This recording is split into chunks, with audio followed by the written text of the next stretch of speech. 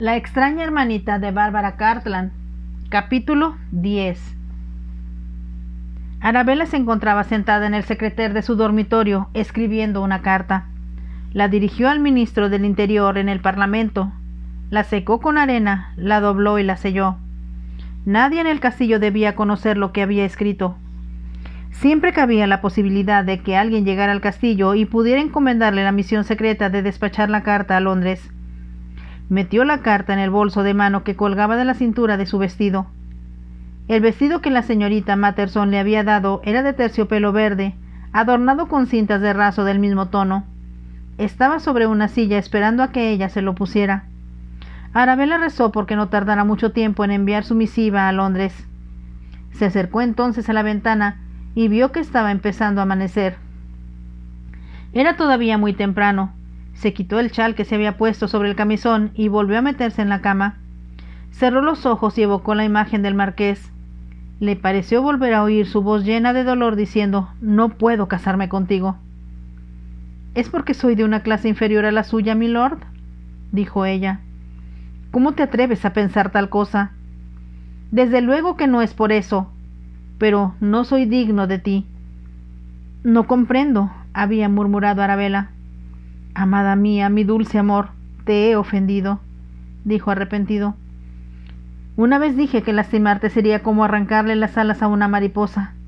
Eres tan pequeña, tan frágil, tan increíblemente hermosa». Su voz había perdido la dureza, se había vuelto profunda y acariciante. De pronto su estado de ánimo cambió. «Me estás tentando de nuevo, Arabella. Cuando veo tus ojos y noto tus labios temblorosos, no pienso más que en besarte». «¿No te das cuenta de cómo me torturas? Si tú no te vas, tendré que irme yo». «No, no», exclamó Arabella, fuera de sí pensando en el peligro que correría yéndose del castillo. «Si solo pudiera explicarme. ¿Por qué no puedo casarme?» «¿No es evidente al ver a Beulah?» «Beulah», había repetido Arabella. «Sí, Beulah». «¿Crees que desearía ser padre de una criatura como ella?» «Es muy improbable», empezó Arabella. «¿Por qué dices eso?», la interrumpió con brusquedad. «Está ahí en la sangre, ¿no es cierto? La sangre de los Belmont, de la que yo estaba tan orgulloso. Todos los hombres de mi familia han sido fuertes, valerosos y sanos». «Beulah es la excepción», replicó Arabella. «¿Lo será? ¿Cómo sabemos que no existe una larga línea hereditaria de deformidades y locuras en mi familia?» «Milord, no se atormente así», le había suplicado. «No puedo creer que eso sea verdad». «Pero tampoco puedes probar que sea mentira», replicó el marqués. Se volvió hacia otro lado. «¿Ahora comprendes por qué no quería regresar a casa?» «¿Porque tenía miedo de verla?», preguntó Arabella. «Sí, tenía miedo», afirmó él con amargura. «Yo, a quien tanto alabaron por su valor en combate». «¿Nunca la había visto antes?», preguntó Arabella. «Creo que debo contarte toda la historia», dijo el marqués con un suspiro. «Había jurado no hablar nunca de ello. Pero tú tienes que comprender por qué nuestro amor no podrá ser más que un sueño que tú debes olvidar». «Jamás lo haré», protestó Arabella. «Te adoro por decir eso. Pero presta atención a mi historia. Tal vez entonces me condenes como me he condenado yo mismo». «Venga y siéntese», le dijo suavemente. Lo llevó hacia un sofá cercano a la chimenea, y el marqués se sentó junto a ella con el rostro sombrío. A Arabella le pareció que había envejecido varios años. «Yo estaba en Oxford», empezó, «cuando supe que mi padre había resultado herido en un accidente. Vine a casa en cuanto mi madre me avisó de lo sucedido, y lo encontré muy enfermo. Quise quedarme, pero mi madre se negó a que lo hiciera, porque estaba ansiosa de que yo concluyera mis estudios. Yo tenía 20 años entonces, y a los dos nos parecía importante terminar el que debía ser mi último año de estudios. Cuando regresé en las vacaciones me encontré con que papá había empeorado, y mi madre parecía estar sufriendo de una fuerte tensión nerviosa. Lloraba con facilidad, cosa muy extraña en ella. Por supuesto, yo lo atribuí a la enfermedad de mi padre». El marqués se detuvo y entonces continuó con un gran esfuerzo. Los doctores me habían dicho que quedaban pocas esperanzas de que mi padre se recuperara, pero aún así fue una terrible impresión para mí cuando recibí la noticia de su muerte. Acudí al castillo a toda prisa para ayudar a mi madre en la organización del funeral. Dejó de hablar antes de decir con voz profunda: no llevaba muchas horas en casa cuando empecé a sospechar que mi madre estaba embarazada. No quise interrogarla y pregunté a Mati, quien confirmó mis suposiciones. Me pregunté por qué mi madre no me lo había dicho y me sentí ofendido por su falta de confianza en mí. Había tanto dolor en su voz que Arabella extendió la mano para tocar su brazo. Tal vez lo imaginé, continuó, pero por primera vez parecía haber una barrera entre mi madre y yo. Habíamos estado siempre tan unidos, pero sentí que no había confiado en mí, y eso me dolió. Hizo una pausa y prosiguió su relato. El funeral tuvo lugar al otro día y de pronto, junto a la fosa, mi madre se desmayó. La trajimos de regreso al castillo y esa noche nació la niña, prematuramente, según me dijeron. El marqués dejó de hablar y se cubrió el rostro con las manos. Creo que debo contarte, dijo después de un momento, que cuando era muy pequeño, debía tener 5 o 6 años, un pastor de la finca, pensando que tal vez eso me divertiría, me mostró un cordero que había nacido con 2 cabezas. Constituía un espectáculo nauseabundo hasta para un adulto. Para un niño resultó espantoso. Recuerdo que vomité. Volví corriendo al castillo y me encerré en mi dormitorio. No quise contar a nadie qué me había asustado, ni siquiera a mi madre. Pero tuve pesadillas durante meses enteros. Eran siempre pesadillas en las que veía seres deformes, grotescos, de los que no podía escapar. Pobre niñito mío, murmuró Arabella. Supongo que todos tenemos un temor secreto, dijo el marqués con aspereza. Debido a mi repulsión ante las deformidades, mi destino fue siempre encontrármelas. Pero no hay por qué pensar así. La pobrecilla es patética e inofensiva, exclamó Arabella. He estudiado la historia de esas infortunadas criaturas, contestó el marqués. Pueden ser inofensivas durante años y entonces de pronto convertirse en un peligro para aquellos a quienes más quieren. Pueden también volverse locas sin remedio, de modo que no hay otra solución que internarlas en un manicomio. Arabella lanzó un pequeño grito. Créeme, no he escatimado esfuerzos para averiguar si se puede hacer algo por Beulah, continuó él. Aunque no estuviera aquí, di instrucciones para que se la cuidara bien. Hace 2 años, cuando volví de Francia, discutí su caso con los médicos más eminentes de Londres. Todos me dijeron que no se podía hacer nada. Pero no debe dejar que eso arruine su vida, suplicó Arabella. Puedes imaginar lo que siento al pensar que mi padre, tan fuerte, tan sano y apuesto, el hombre que más he admirado en mi vida, haya engendrado en mi madre a esa desventurada criatura? Lanzó un gemido de dolor. Te confieso que recé muchas veces de rodillas rogando que fuera un error, que lo que había visto ese día cuando la portera me mostró a Beulah recién nacida fuera producto de mi imaginación. Pero Beulah no era un error de mi propia imaginación, era un ser humano. Arabella cogió una de las manos del marqués. Este temor que usted tiene, murmuró, ¿no lo podríamos combatir juntos? El marqués había llevado la mano de ella a sus labios. Te quiero, dijo. Eres tan encantadora, tan dulce y comprensiva. Pero nadie me puede ayudar, Arabella, nadie. Lo comprendí cuando huí del castillo el día que Beulah nació. ¿No se despidió de su madre?, preguntó Arabella. El marqués negó con la cabeza, y ella vio en su rostro tal expresión de dolor que le dieron ganas de llorar. No me sentí con valor para hablar con ella en esos momentos, confesó el marqués. Y cuando poco después supe que había muerto, comprendí que jamás me lo perdonaría. Qué terrible debe haber sido para usted. No era mi intención tratarla con crueldad, dijo el marqués, pero ahora me doy cuenta que debo haberla lastimado hasta lo más íntimo. Me invadió el mismo loco temor que sentí de pequeño, e hice lo mismo desde entonces. Huí. Tal vez lo comprendió, dijo Arabella tratando de consolarle. ¿Qué otra cosa iba a pensar sino que yo era un hijo cruel? Yo era su único hijo hasta ese momento, y en lugar de ayudarla cuando más me necesitaba, actué con egoísmo. Pensé solo en mí mismo. Era comprensible, había respondido Arabella para consolarle. Fue una cosa despreciable y ahora me doy cuenta, insistió el marqués con la voz llena de pesar. No volví a Oxford. Me uní a un regimiento. Mi padre había hecho arreglos para que me nombraran oficial al terminar mis estudios. Fui a ver al coronel y cuando me dijo que mi regimiento salía 2 días más tarde hacia Portugal, le pedí que me aceptara y me fui con ellos. ¿Sin decir adiós a la marquesa?, preguntó Arabella. Me parecía que no tenía nada que decirle. Solo más tarde, cuando supe su muerte, no solo me reproché mi cobardía y egoísmo, sino que comprendí que le había fallado cuando más me necesitaba. Lanzó un profundo suspiro. Ahora ya sabes qué tipo de hombre soy, Arabella. No soy digno de tu amor. Así que, olvídame. Mírame, dijo Arabella con suavidad. Él obedeció, miró a los ojos violetas que le contemplaban y descubrió en ellos comprensión y amor, un amor tan intenso que parecía envolverlo en una ola de consuelo.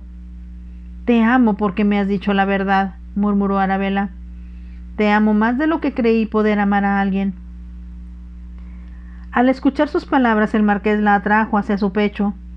Ocultó el rostro contra su cuello y Arabella comprendió que estaba a punto de llorar. Percibió en un instante todas las cosas que él no le había dicho, las noches que debió haber pasado despierto, odiándose por su cobardía, atormentado al pensar lo que había sufrido su madre, incapaz de cambiar el pasado. Todo pasó ya, se oyó decir con suavidad. Ya pasó todo. Yo sé que donde quiera que ella esté, te ha comprendido. Te amaba tanto como tú a ella, así que debió comprender lo que sentiste al ver a la niña. Le fallé, murmuró el marqués de nuevo. Quizá le fallé también a la mujer que una su vida a la mía. Por eso, amor mío, debes dejarme, y no debo significar nada para ti. No te dejaré nunca, dijo Arabella con suavidad. Tienes que hacerlo. Tú eres la mujer más hermosa, inocente y buena que he conocido en mi vida. Eres la mujer que todo hombre sueña con encontrar algún día, y porque eres tan perfecta, no puedo llevar a tu existencia nada que sea sucio ni feo. No podría soportar que me rehuyeras por repugnancia. Jamás haría tal cosa, exclamó Arabella con vehemencia. Mi amor, eres tan joven. No sabes lo que sentiría si trajeras a un hijo, mi hijo, al mundo y se pareciera a Beulah. Arabella guardó silencio. El marqués lanzó una carcajada llena de amargura. ¿Lo ves? No hay una solución posible, ¿verdad? Vete a la cama, Arabella. Ya es muy tarde. Yo me quedaré aquí con mis recuerdos, bebiendo. Mañana trataremos de buscar alguna solución sensata para ti. No te dejaré, repitió Arabella. No puedes quedarte porque si lo haces, me olvidaré de ser noble y sacrificado. Recordaré que eres una mujer, Arabella, una mujer a la que deseo con cada latir de mi cuerpo. No puedo dejarte, murmuró Arabella. Los dos se pusieron de pie. Ella estaba muy pálida y sus ojos eran 2 lagos de profundo sentimiento. El marqués la miró. Sus ojos se encontraron. Ambos permanecieron inmóviles como unidos por alguna fuerza magnética contra la cual no podían luchar. Te amo, murmuró él, y quisiera besarte, Arabella, desde esa maravillosa cabecita tuya hasta tus diminutos pies. Quiero besarte y si no te vas ahora, podría olvidarme de que soy un caballero y de que soy tu anfitrión. Así que vete, vete a la cama y olvídate de un hombre que no es digno de ti. Como le amaba, Arabella comprendió que el marqués estaba a punto de derrumbarse. Me iré, dijo con suavidad, porque tú me lo pides. Pero no te imagines que me he rendido o que he perdido la batalla. Seguiré luchando por ti y contra ti. Pero tienes razón, esta no es la hora ni el lugar adecuado para hacerlo. Se acercó a él y levantó el rostro hacia el suyo con un gesto confiado, casi infantil, que le conmovió hasta lo más mínimo. La cogió en sus brazos con ternura, Sus labios buscaron los de ella, pero con suavidad, no con la loca pasión que había mostrado antes. Al besarla, ella sintió como si un fuego repentino se encendiera en él, un fuego que pareció reflejarse en ella misma. Entonces Arabella se separó de sus brazos y cruzó la habitación hacia la puerta, sabiendo que él permanecía contemplándola donde lo había dejado. Ya en la puerta, Arabella se volvió y musitó: «Buenas noches, y por favor, esta noche al menos, preocúpate solo de nuestro amor». Se fue antes de que el marqués pudiera contestar, y solo cuando llegó a su habitación, notó que estaba llorando, que las lágrimas corrían a raudales por sus mejillas. Estaba llorando no solo por ella, sino por todos los problemas sin solución que se habían acumulado. Por el momento no tenía que preocuparse por la seguridad del marqués. Tal vez en esos momentos la señorita Harrison ya había encontrado a Jack el caballero y le había contado su despido. ¿Le haría eso lanzarse a una venganza desenfrenada?, se preguntó Arabella. ¿Y si llegaba y los mataba a todos? ¿Y si entraba al castillo y mataba al marqués? Arabella pensaba que era demasiado absurdo que Jack el caballero lo intentara. La muerte de alguien tan importante como el marqués causaría revuelo y terminaría de manera inevitable haciendo caer a Jack el caballero en manos de la justicia.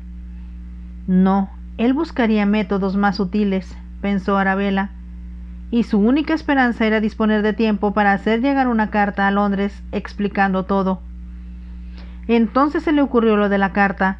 Se levantó y, descorriendo las cortinas para alumbrarse con la luz del alba, se sentó a escribir. Debió haberse quedado dormida de puro cansancio, porque una doncella entró a despertarla. Arabella se levantó y se vistió y se dirigió a la sala de estudio y encontró a Beulah casi lista. El desayuno estaba sobre la mesa. Después de dar de desayunar a la niña, Arabella se sintió invadida por un deseo ardiente de ver al marqués. Quería saber qué haría, qué planes tenía. Siempre, en el fondo de su mente, latía el temor de que quisiera volver a Londres y que Jack el caballero lo estuviera esperando en el camino. Cogió a Beulah de la mano y bajó con ella la escalera. Preguntó a uno de los lacayos de servicio si su señoría había desayunado ya. «Todavía está en el comedor, señorita», contestó el hombre. Arabella siguió los pasos vacilantes de Beulah hacia el comedor. El marqués se puso de pie al verlas entrar. Parecía cansado y tenía profundas ojeras. Sin embargo, todo su rostro se iluminó en cuanto vio aparecer a Arabella. «Arabella», exclamó, «estaba pensando en ti y preguntándome si te vería antes de irme a cabalgar». «Sobre eso quería hablar con usted, milord», dijo Arabella, avanzando con la niña hacia la mesa. «Di buenos días, Beulah».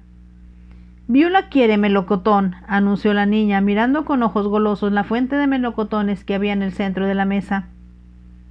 A una orden silenciosa del marqués, Turner trajo un cojín y sentó a Beulah frente a la mesa. Mientras Arabella elegía un melocotón, pidió a Turner que buscara un babero para Lady Beulah. «¿Me querías decir algo?», inquirió el marqués con los ojos fijos en el bello rostro de Arabella. «Sí, milord», contestó ella. «Quisiera pedirle que me permitiera montar de vez en cuando». «Por supuesto», contestó el marqués. «Es imperdonable que no te haya invitado todavía. Estoy seguro, Arabella, de que eres una amazona excelente». «Me gustaría pensar que es así», contestó ella con una sonrisa que contrarrestó la vanidad de sus palabras. No había olvidado la idea de escapar un día a Londres. Pero primero era esencial tener acceso a los caballos del marqués, para que la gente de las caballerizas no sospechara nada y pensara que solo cabalgaría dentro de los límites de la propiedad. «¿Cuándo vamos a montar?», preguntó el marqués con visible ansiedad. «¿Ahora mismo? ¿Hoy?». La puerta del comedor se abrió y entró la señorita Matterson con un babero de encaje bordado para Beulah. Hizo una reverencia al marqués y se disculpó por haber tardado tanto en traer el babero. «Oh, gracias», empezaba a decir Arabella, cuando de pronto la otra puerta del comedor se abrió y entró un hombre. Arabella le miró y pensó que nunca había visto a nadie vestido con tanta esplendidez. Su chaqueta de montar era verde botella, su corbata llevaba el nudo llamado caída de agua, inventado por Vieux Brummel, y sus pantalones no tenían una sola arruga. Sus botas de montar estaban tan lustrosas que parecían reflejar la habitación entera como si fueran un espejo. «Establecí una nueva marca, mi querido muchacho», exclamó el caballero.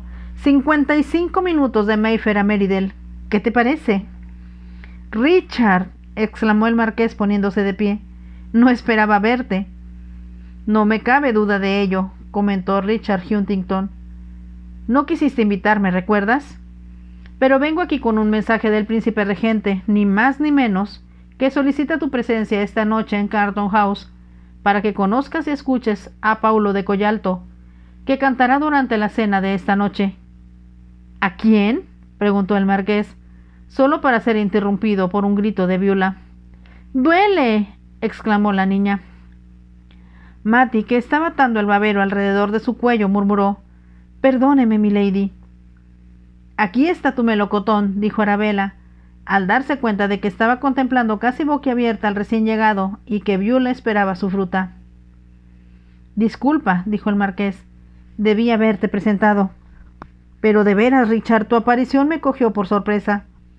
Arabella, este es el capitán Richard Huntington, un amigo mío muy querido. La señorita Arabella». El marqués se detuvo de pronto, con una expresión de desolación casi cómica. Arabella comprendió que, aunque parecía que se conocían de toda la vida, él no conocía su apellido.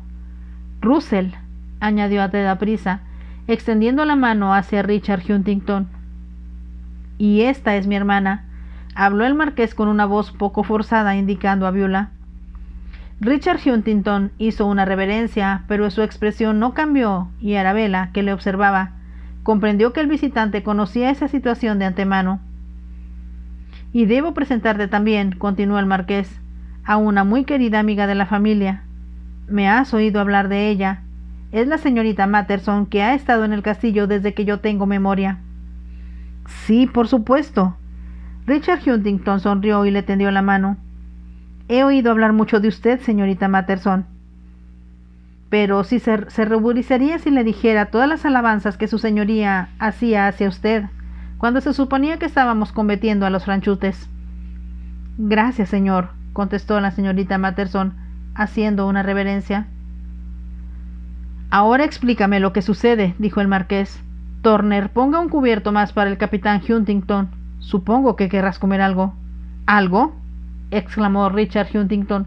«Me podría comer un buey». «Y beber un tonel de vino también, supongo», sonrió el marqués. «¿Llegaste de verdad en 55 minutos?» «No te miento», aseguró Richard Huntington. 55 minutos, y eso que perdí unos minutos averiguando el camino, Julius». «¿Qué mensaje es ese que me traes del príncipe?» «Oh, sí, no debo olvidarme. Vi al príncipe anoche y te envía la orden de cenar con él esta noche para que conozcas a ese tipo italiano». «¿Un italiano cenando en Carlton House? ¿Se ha vuelto loco el príncipe?» «De ningún modo. Es una historia bastante novelesca. En apariencia, ese tipo, siendo italiano, debía haber peleado contra nosotros durante la guerra, pero detestaba a Napoleón. Así que se convirtió en espía nuestro, y descubrió secretos importantes y de algún modo hizo llegar la información a los comandantes británicos». «¡Qué historia tan extraordinaria!», exclamó el marqués. «Es de familia noble. En realidad es el duque de Collalto, pero consideró que como aristócrata sus movimientos serían limitados, así que se dedicó a cantar como profesional. Parece que siempre tuvo una voz extraordinaria y eso le permitió recorrer toda Italia cantando para los soldados. Cantó ante la corte italiana en Roma y hasta viajó a Francia, donde cantó para la emperatriz Josefina». «Debe ser todo un personaje, me imagino», supuso el marqués. «Cuentan que vino a Inglaterra 2 veces durante la guerra», continuó Richard Huntington. «De algún modo entró y salió en secreto sin que Napoleón sospechara siquiera».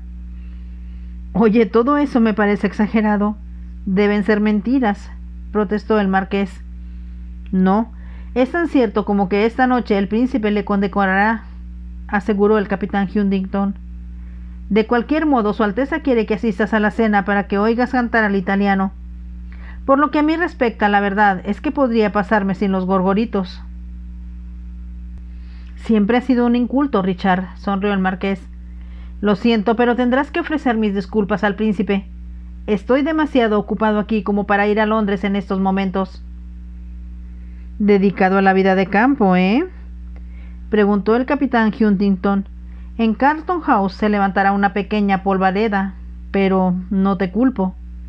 Miró a Arabella al hacer el comentario y ella se ruborizó, mientras se ocupaba de atender a Beulah, que estaba tirando los pedazos de melocotón que tenía en el plato sobre el mantel. El marqués advirtió también que Mattie había permanecido escuchando al capitán Huntington con embelesada atención. Creo que eso es todo, Mattie, dijo con voz suave. La mujer se sintió avergonzada al comprender que se había quedado sin necesidad. Hizo una rápida reverencia y salió del comedor. Así que no retornas al seno de la despreocupada alta sociedad, comentó el capitán Huntington, sirviéndose de la fuente que le ofrecían una generosa ración de chuletas de cordero. No, repuso el marqués. Ahora que estoy aquí me pregunto qué le vi de interesante a esa serie de fiestas interminables. Richard, tú también deberías probar el campo. El capitán bebió el vino que el mayordomo le había servido. Lo he intentado, pero me aburre, sobre todo cuando llueve. Pero otros están imitando tu ejemplo. Tony Lotter se ha marchado a sus propiedades de Dorset, y dudo mucho que lo volvamos a ver. ¿Tony ha vuelto a su casa?, exclamó el marqués. Esa es una buena noticia. En cambio, otras personitas que han vuelto a Londres parecen detestar tanto el campo como yo. El rostro del marqués se endureció. ¿Te refieres a Lady Sybil?, preguntó. Acertaste, amigo. Anda diciendo las cosas más horribles sobre ti con esa lengua viperina que la ha hecho tan famosa. No me interesa lo que diga, murmuró el marqués frunciendo el ceño. Está amenazando con enviar a algún amigo suyo para que te rete, continuó Richard Huntington con tranquilidad. El último tipo al que se acercó con tal solicitud es nada menos que tu viejo amigo Sir Mercer Heron. El marqués se echó a reír con amargura. Si ha existido un cobarde en Inglaterra, es Heron, dijo. Puede ser que alguien me meta una bala en el cuerpo, pero te aseguro que no será él. Eso fue lo que pensé, repuso el capitán Huntington, sirviéndose de nuevo de la fuente que le presentaban. ¿Otro vaso de claret?, sugirió el marqués. Necesitarás de todas tus fuerzas, compañero, si planeas volver tan aprisa como llegaste. ¿Te quedarás a comer? No puedo, contestó el capitán Huntington. Tengo que volver ahora mismo. De cualquier modo, no quiero imponerme donde no soy bienvenido. No digas sandeces, Richard, protestó el marqués. La razón por la que no quería que vinieras aquí ya no existe. Miró un momento hacia Beulah. No debiste haber tenido secretos para tu más viejo amigo, comentó el capitán Huntington, sobre todo cuando no tenía la menor importancia. Tal vez para ti no, contestó el marqués apresuradamente, pero no sabemos para otras personas. Lady Sybil ha tratado de desprestigiarme, pero todos sabemos qué clase de mujer es. Lo que ha dicho Julius no ha mellado en lo más mínimo la estimación que te prodigamos tus verdaderos amigos. Y si piensas que tienes pocos, Julius, estás muy equivocado. Arabella sintió un profundo agradecimiento hacia aquel joven que estaba diciendo los elogios que el marqués necesitaba escuchar. Estaba segura de que los juicios divertidos le levantarían el ánimo, y comprendió que hasta entonces el marqués había tratado de ocultar a sus amigos las deformidades de Beulah. Esta había terminado de comer el melocotón y Arabella la bajó de la silla. Con su permiso, milord, dijo el marqués, llevaré a Beulah a dar un paseo. Sí, por supuesto, Arabella, asintió él mirándola con una expresión que ella comprendió que el capitán Huntington no dejaría de advertir. Guió a la niña hacia la puerta y estaba cruzándola cuando oyó decir a Richard Huntington: «Santo cielo, Julius, es la criatura más hermosa que he visto en mi vida. ¿Quién demonios es?» No esperó escuchar la respuesta del marqués. Llevó a Beulah hacia el vestíbulo, preguntándose cómo haría para poder ver al capitán Huntington a solas y encomendarle la carta que llevaba en su bolso de mano. Él era la persona que tanto había pedido al cielo que le enviara. Regresando a Londres por atajos y a campo traviesa como había llegado, No era probable que se encontrara con los forajidos. Al llegar al vestíbulo, Beulah vio que George estaba de servicio y corrió hacia él porque era su lacayo favorito. Arabella no oyó a la señorita Matterson acercarse hasta que estuvo junto a ella. Entonces se volvió al oír el sonido de su voz y notó que llevaba una carta en la mano. «Perdone, señorita Arabella», dijo la señorita Matterson, «pero si tiene oportunidad de hablar con el capitán Huntington de nuevo, ¿podría pedirle que entregara esta carta al cantante italiano, el señor Paulo de Collalto?» «Sí, por supuesto», asintió Arabella sorprendida, «pero diga al capitán Huntington que es de la mayor urgencia que ese caballero reciba esta misiva lo más pronto posible», murmuró la señorita Matterson. Arabella cogió la carta en la mano. «Sí, así se lo diré», contestó, pensando que entregaría esta carta junto con la suya dirigida al ministro del Interior. «¿Conoce usted a ese caballero?», empezó, pero se vio sorprendida al ver que la señorita Matterson ya se había alejado a toda prisa por el corredor. Arabella intuyó que no quería que la vieran. Fin del capítulo 10 de la novela La extraña hermanita de Barbara Cartland. Si les gustó, déjenme un like y nos vemos en el capítulo 11. Bye.